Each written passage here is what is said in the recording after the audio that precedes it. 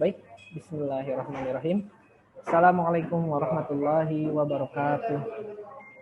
Alhamdulillahirrabbilalamin. Puji syukur kehadirat Allah Subhanahu wa taala. Salawat serta salam semoga tetap tercurah limpahkan kepada junjungan kita semua Nabi besar Nabi Muhammad SAW. Yang pertama izinkan memperkenalkan diri, nama saya Adi Padli Hamzah.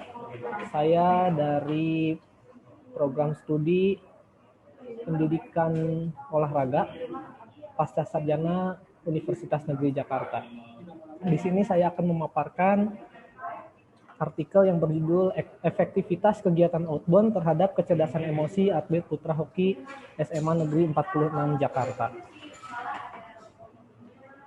Seperti yang diketahui bersama, olahraga hoki merupakan cabang olahraga beregu yang dimainkan oleh dua kelompok atau dua tim yang dimainkan secara berhadapan. Lalu dalam olahraga hoki itu sendiri terdapat 3 nomor atau 3 cabang. Yang pertama itu ada ice hockey, ada indoor hockey, dan juga ada field hockey atau hoki lapangan. Nah, yang akan saya bahas di sini adalah mengenai olahraga hoki ruangan atau indoor hockey. Nah, indoor hockey ini sendiri sebetulnya adalah olahraga hoki alternatif dari olahraga hoki ice dan juga olahraga hoki lapangan. Di mana pada saat di Eropa itu ketika musim salju itu sulit untuk bermain hoki es dan juga hoki lapangan karena faktor cuaca, sehingga dibuatlah permainan hoki yang ada di ruangan seperti itu. Lalu di sini saya membahas kecerdasan emosi. Nah, kenapa kecerdasan emosi? Kecerdasan emosi ini penting dimiliki oleh seorang atlet. Karena pada saat melakukan pertandingan atau pada saat latihan, tentunya emosi ini harus bisa dikontrol dengan baik. Sehingga orang yang mampu mengontrol emosi itu memiliki kecerdasan emosi yang baik pula. Lalu di sini juga saya membahas tentang kegiatan outbound. Kegiatan outbound itu sendiri adalah kegiatan yang dilakukan di ruangan terbuka, tentunya pada waktu luang, untuk mencari kesenangan atau mengembalikan semangat untuk menjadi lebih fresh lagi seperti itu. Nah, kenapa saya membahas hoki, kecerdasan emosi, dan juga kegiatan outbound? Nah, di sini saya ingin membahas bahwa di SMA Negeri 46 Jakarta itu sendiri, atlet putranya itu ketika mereka sedang bertanding, mereka tidak memiliki kecerdasan emosi yang baik. Hal ini terlihat ketika mereka bertanding, pada saat mereka mengalami kekalahan, mereka langsung drop atau down. Nah, mereka sulit untuk mengembalikan permainan terbaik mereka. Nah, mereka sulit bangkit dari kekalahan tersebut, sehingga saya meneliti seperti apa kecerdasan emosi yang mereka miliki dan bagaimana cara meningkatkan kecerdasan emosi itu sendiri. Nah, lalu apa kaitannya dengan outbound? Nah, di sini outbound menjadi sarana atau juga sebagai treatment atau perlakuan yang diberikan untuk mengembalikan atau meningkatkan kecerdasan emosi itu sendiri.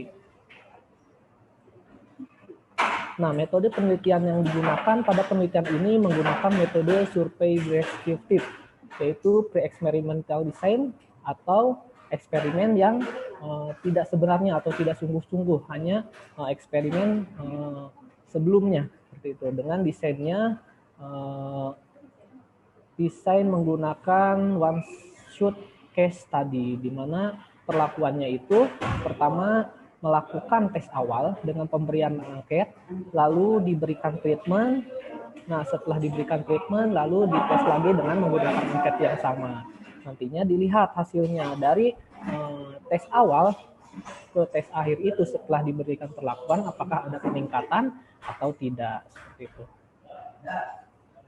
Nah, selanjutnya hasil penelitian.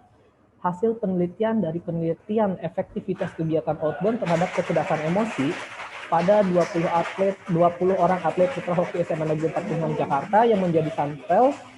Sampel ini dibagi menjadi tiga kategori, yaitu kategori rendah, kategori sedang, dan juga kategori tinggi.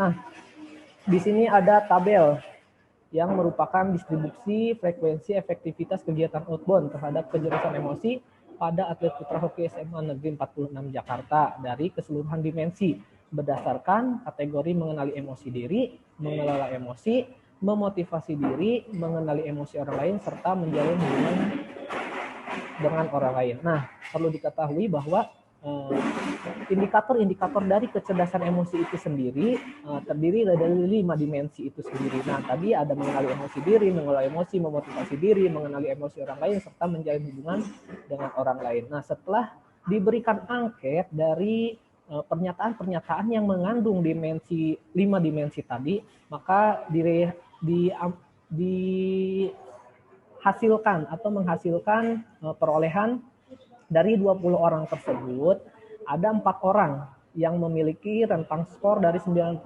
sampai 106. Persentasenya 20% dan kategorinya rendah. Lalu ada 8 orang yang berada di skornya rentangnya dari 107 sampai 114. Persentasenya ada 40% dan ada di kategori sedang. Dan juga 8 orang dengan skor 115 sampai 122. Persentasenya 40% atau tinggi. Nah, jadi ini adalah hasil dari tes yang dilakukan, tes akhir tentunya, yang dilakukan setelah 20 orang atlet putra hoki SMA Negeri 46 Jakarta tersebut diberikan perlakuan berupa kegiatan outbound. Dari hasil awal ternyata terjadi peningkatan, sehingga dapat disimpulkan bahwa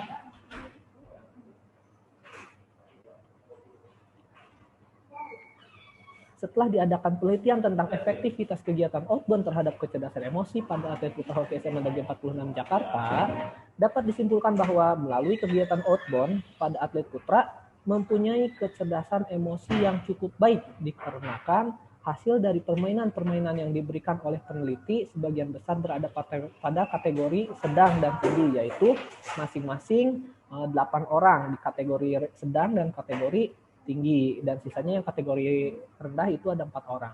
Nah, pembentukan karakter kecerdasan emosi dapat ditinjau dari 5 dimensi tadi. 5 dimensi tersebut yaitu mengenali emosi diri, mengelola emosi, memotivasi diri sendiri, mengenali emosi orang lain, serta menjalin hubungan dengan orang lain. Jadi, inti dari penelitian ini bahwa terjadi peningkatan atau kegiatan outbound ini efektif untuk meningkatkan kecerdasan emosi pada atlet putra hoki SMA Negeri 46 Jakarta. Sekian presentasi dari saya, kurang lebihnya mohon maaf. Semoga penelitian ini, artikel yang dimuat dan tentunya nanti publikasi dapat memberikan manfaat untuk saya pribadi tentunya dan untuk khalayak ramai tentunya. Terima kasih atas perhatiannya. Assalamualaikum warahmatullahi wabarakatuh.